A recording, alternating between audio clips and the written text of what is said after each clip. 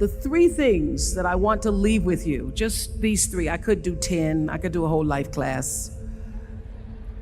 But just these three things will carry you if you let them. First and foremost, knowing who you are. Knowing who you are. Being able to answer this question, who am I? And what do I want? Who am I really? My answer is I am God's child. I am that which is born of all that is. I am, as Pierre de Chardin said, a spiritual being having a human experience.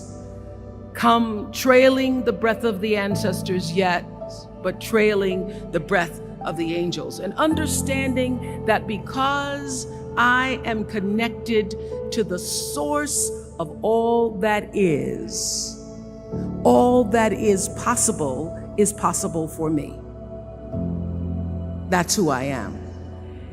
And what do I want? I don't want to just be successful in the world. I don't want to just make a mark or have a legacy. The answer to that question for me is I want to fulfill the highest, truest expression of myself as a human being. I want to fulfill the promise that the Creator dreamed when He dreamed the cells that made up me. What do I want? You must have some kind of vision for your life. Even if you don't know the plan, you have to have a direction in which you choose to go.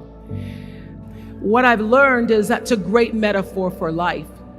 You want to be in the driver's seat of your own life, because if you're not, life will drive you. So, knowing who you really are in this space and time that we embody. That's number one. What do you want? Who are you? Number two, you must find a way to serve. Martin Luther King said that not everybody can be famous, but everybody can be great, because greatness is determined by service. Now, we live in a world where everybody wants to be famous and where we admire people for just being famous. We think being known brings us value. The truth is, all of that will fade in time. In 3 years, you won't be able to name the housewives of Atlanta. The real truth is that service and significance, service and the significance that you bring to your service is that which is lasting. So to be able to, whatever your occupation or job or talent or gift is, our honorees today getting doctorate degrees, to apparently opposite fields, HIV and AIDS and the spoken word. But what they have in common is service, using the spoken word in service to community and the world. Using your knowledge and information about HIV and AIDS and medicine in service to the world. And if you look at all the most successful people in the world, whether they know it or not, they have that paradigm of service. Everybody's talking about Mark Zuckerberg and IPO. Service. Jay-Z rapping. Service. Through the word, to people, through song. For many years, I was really just happy to be on TV, and people would stop and say, "Oh, you on TV?" "Yeah, I'm on TV. I like being on TV. It's a nice job." And it was about the time that I received my honorary doctorate from Spelman around 1993. So I don't know if that had something to do with it. I thought of myself as Dr. Winfrey. That I went back and I took a long look at what it was I was doing on TV, and made a decision that I was no longer going to just be on TV, but I was going to use TV as a platform, as a force for good, and not be used by TV. And I will tell you, my decision to make that significant change in the way I operated on television, using television as a service, changed my career exponentially. Service through medicine, service through art, using whatever it is you produce, your product, as a way of giving back to the world. When you shift the paradigm of whatever it is you choose to do to service, and you bring significance to that, success will, I promise you, follow you. Service and significance equals success. That's number 2. Number 3, it's so simple, but so hard to do. Always do the right thing. Be excellent. People notice. Think of how you notice. You go to Taco Bell, somebody gives you an extra napkin and some sauce. You notice. You want to go back to that person. Because even at Taco Bell, excellence shows itself. Be excellent. Let excellence be your brand. Everybody talks about building a brand. I never even knew what that was. When people say, you're a brand, I would say, no, I'm just Oprah.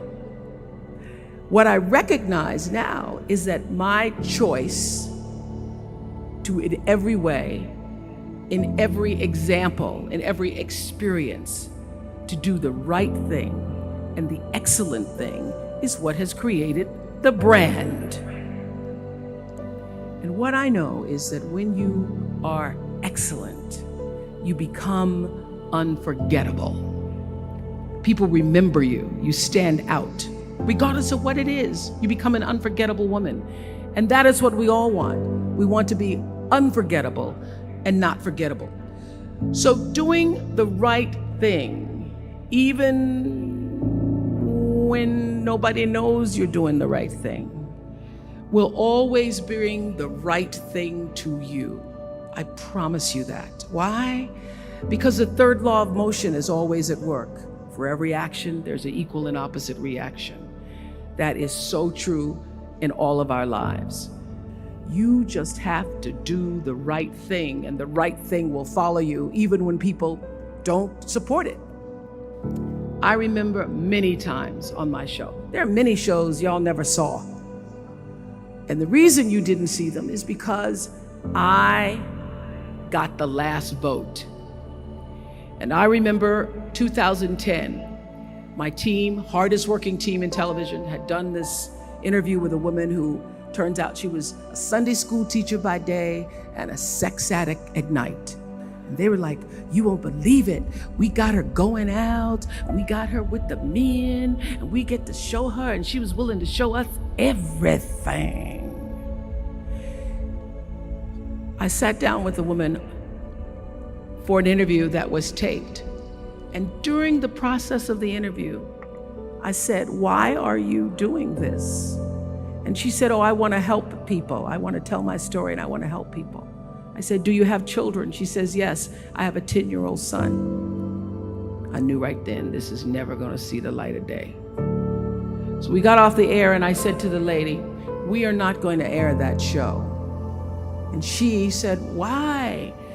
My producer said, why? She knew she was being filmed. She knew what she was saying. She knows what I said, because her son will never get over it. Her son will never get over it. And it's not worth a rating point to me. Not worth a rating point to me to know that there's a 10-year-old boy who's destroyed because his mother went on the Oprah Winfrey Show and told all her business. You do the right thing, even when other people think it may not be. And oftentimes, when you make a decision to do the right thing, immediately you're faced with doubt. Was that the right thing? Was that the right decision? I don't know, was that the right thing? You always know it's the right thing, when in the end, there is peace. You are rewarded by peace in knowing that you did the right thing.